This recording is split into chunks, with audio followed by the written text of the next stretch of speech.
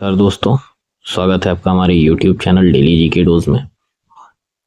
आज का session GK GS का है, जो हर एक वनडे एग्जाम के लिए, चाहे वो एसएससी जीडी हो, एमटीएस हो, सीएचएसएल, सीजीएल या फिर आपका पेट, यूपी पुलिस, बिहार पुलिस, सभी में जीके जीएस एक काफ़ी इंपॉर्टेंट सेशन रहता है और ज़्यादा अप्रॉक्स टॉपिक्स कवर करते हैं। और इस वीडियो में मैंने जितना हो सकता है उतना टॉपिक कवर भी किया है, बाकी छूट जाएगा वो अगले सेशन में रहेगा। जैसे इसमें आपका सेंसस नहीं है, जनगणना, बुक्स एंड ऑथर्स नहीं है, तो वो मैं नेक्स्ट वीडियो में डालूंगा।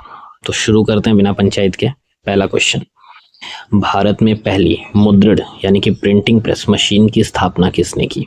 ऑप्शन है आपके पुर्तगालियों ने, अंग्रेजों ने, फ्रांसीसियों ने या डचों ने। तो पहली मुद्रण प्रिंटिंग मशीन की स्थापना भारत में पुर्तगालियों ने की थी। जब ये आए थे तो इन्होंने इसका एस्टेब्लिशमेंट किया था। ऑप्शन नंबर ए करेक्ट है। अगला सवाल, किस सिख गुरु ने फारसी में जफरनामा लिखा था? ऑप्शन है आपके गुरु हरि राय, गुरु हरि किशन, गुरु गोविंद सिंह या गुरु तेग बहादुर। तो गुरु गोविंद सिंह जी ने फारसी में जफरनामा लिखा था। तो ऑप्शन नंबर सी करेक्ट हो जाएगा।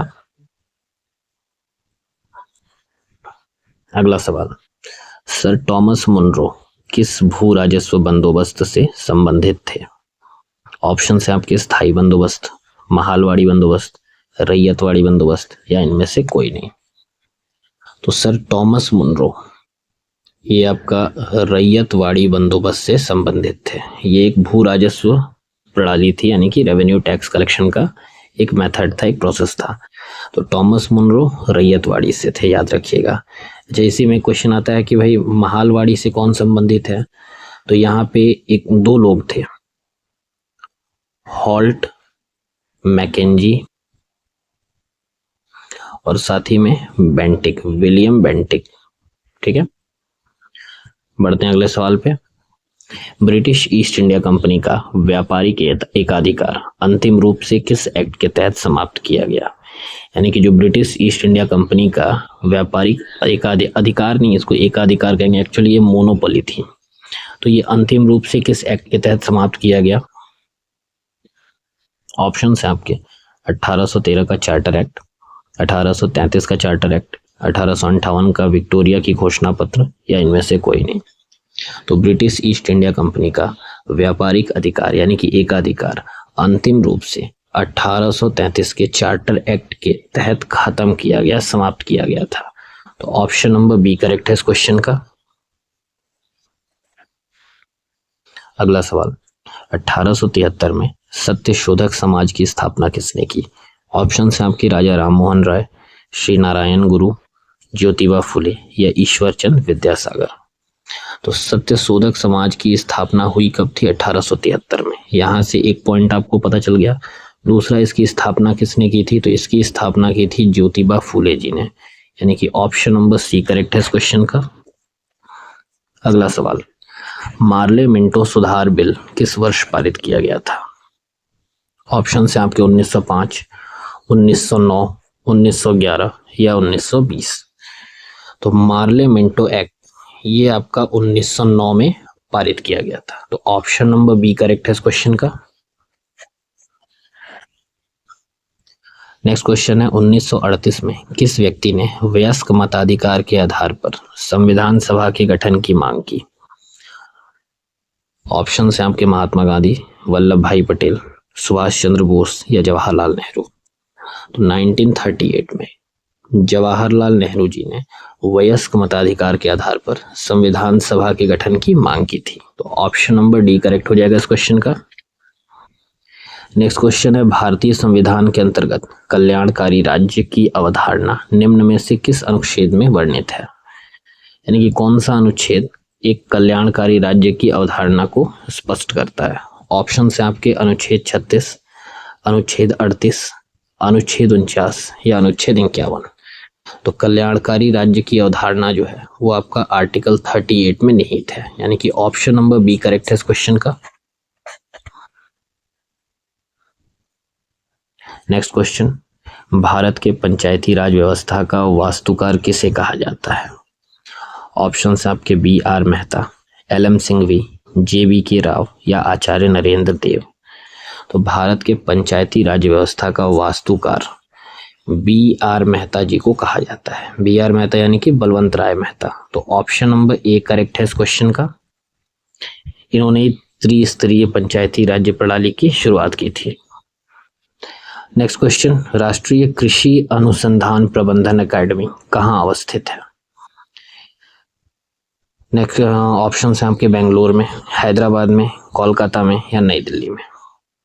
तो राष्ट्रीय कृषि अनुसंधान प्रबंधन अकादमी ये आपका हैदराबाद में स्थित है, यानी कि ऑप्शन नंबर बी करेक्ट है इस क्वेश्चन का। नेक्स्ट क्वेश्चन, माउंट एरेबस ज्वालामुखी किस महाद्वीप पर स्थित है? माउंट एरेबस, ऑप्शन है आपके यूरोप, एशिया, अंटार्कटिका या अफ्रीका।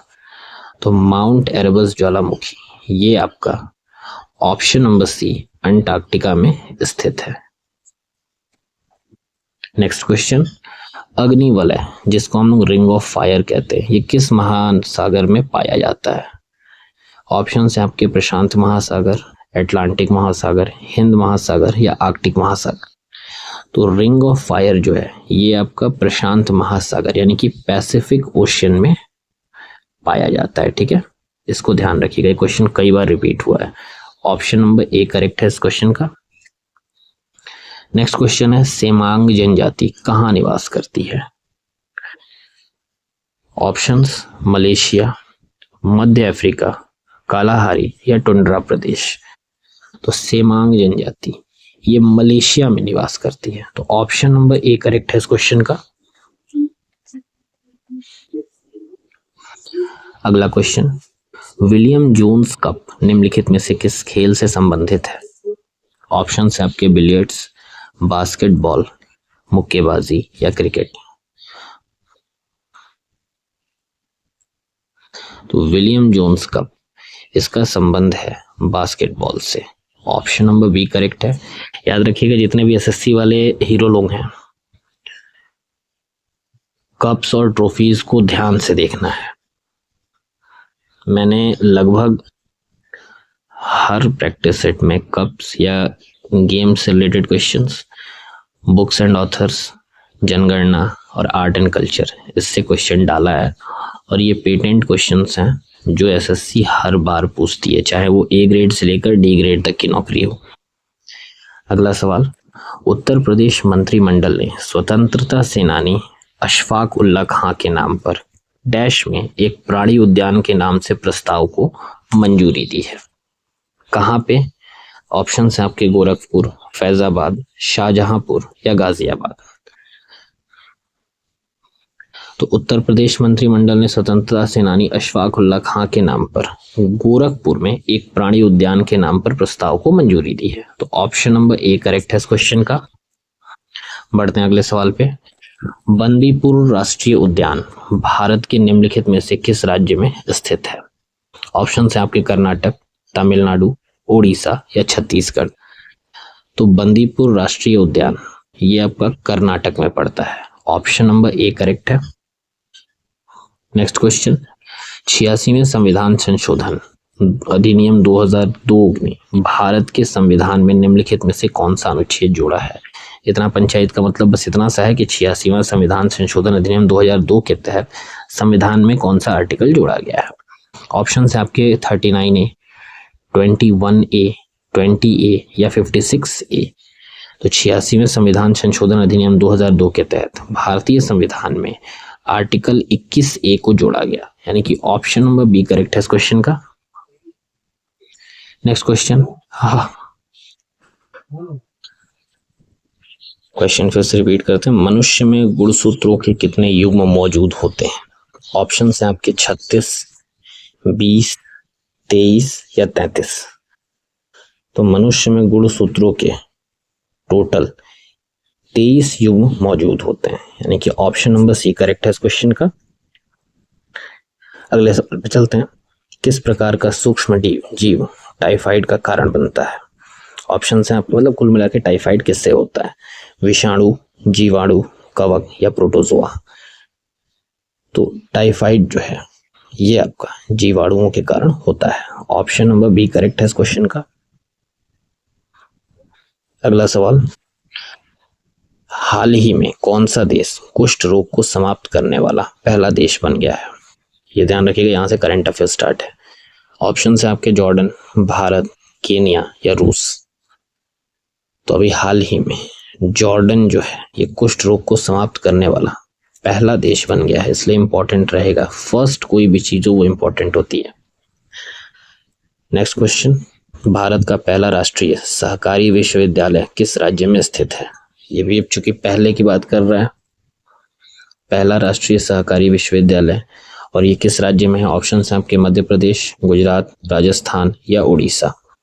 तो करेक्ट आंसर हो जाएगा आपका ऑप्शन नंबर डी, उड़ीसा। यहाँ पे थोड़ा सा कंफ्यूजन है, ये माफ करिएगा गलती हुआ है, यहाँ पे गुजरात, भारत का पहला राष्ट्रीय सहकारी विश्वविद्यालय गुजरात में स्थित है। इसका नाम है आपका त्रिभुवन सहकारी विश्वविद्यालय। बढ़ते हैं अगले सवाल पे। उगादी उत्सव किस राज्य में मनाया जाता है?